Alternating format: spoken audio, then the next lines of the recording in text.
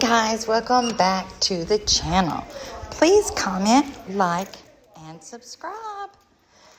Guys, we're still on that march up to 700 subscribers. Thank you, each and every one of you, for helping me get to this point. And thanks for helping me grow the channel. So I already put out one video talking about Krusty Christie, saying that we don't have the balls to say anything to Gypsy, which is ridiculous. But I wanted to go through some more of this stupid article. So guys, because it's just ridiculous. I mean, it is just freaking ridiculous. I just don't understand how she thinks. I just don't know. But here it goes. To the outside world, Gypsy Rose Blanchard spent most of her childhood and young adulthood teetering on the brink of death. The daughter of a single mother, Claudine Dee Dee Blanchard, Gypsy Rose spent her childhood being carted from hospital to hospital, with her mother telling doctors she suffered from everything from leukemia to muscular dystrophy. Most of the doctors believed Dee Dee, subjecting Gypsy Rose to a number of brutal medical procedures, which we all know that's a lie. That's a lie. We all know that she's had, 4 surgeries, and all of them are needed because of her chromosome disorder. So here is another supposed to be media outlet that doesn't do their research. So sad. Subjecting Gypsy Rose to a number of brutal medical procedures, including injecting her salivary glands with Botox and removing her teeth.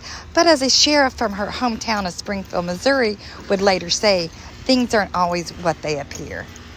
And guys, we know they're not, because she's such a liar. In 2015, Dee Dee was found brutally stabbed in her home in Missouri, prompting an onslaught of concern for Gypsy Rose, who was missing from the scene of the crime. When investigators started looking into the case, they discovered the truth. Gypsy Rose was not actually a dying young woman at all, but a victim of what experts now believe was Munchausen syndrome by proxy, a mental illness in which caregivers intentionally make a child sick in order to garner attention and sympathy. For most of Gypsy Rose's childhood and adolescence, Dee Dee had been running a con. Now guys, there's another lie there. For one, Dee Dee did not have Munchausen syndrome by proxy. As you guys are well aware of, you have to be diagnosed with that. You cannot diagnose somebody with this syndrome after they're dead. And it's also been said that where this came from, it was just a defense. It was a defense that her court-appointed lawyer came up with.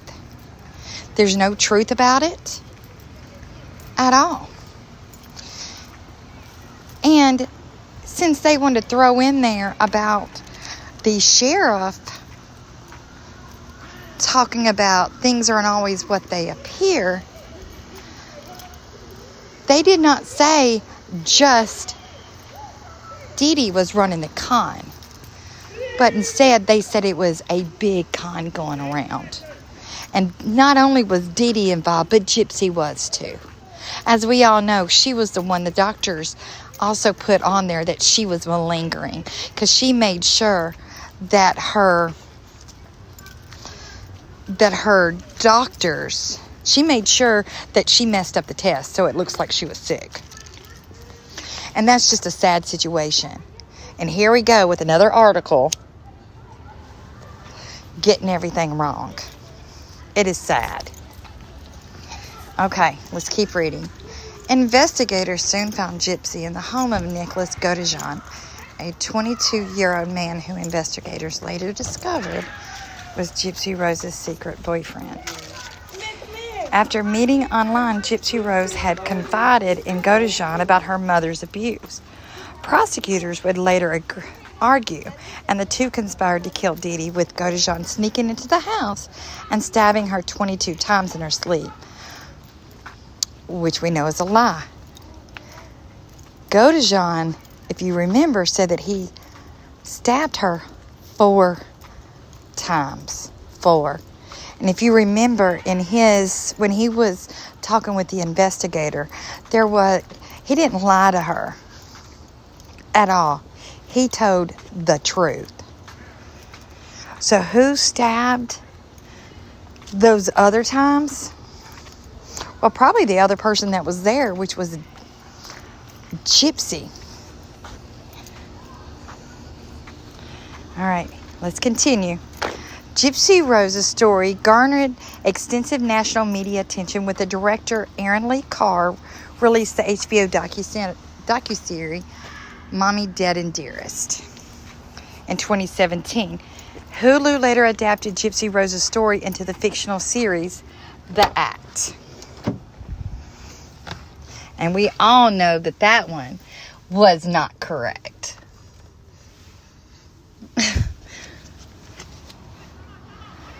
And it's just sad. I mean, they just keep on and on with these lies.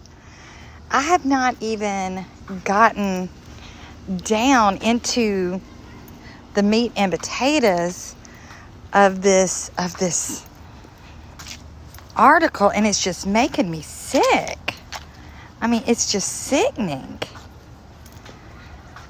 I mean, why lie? Why lie?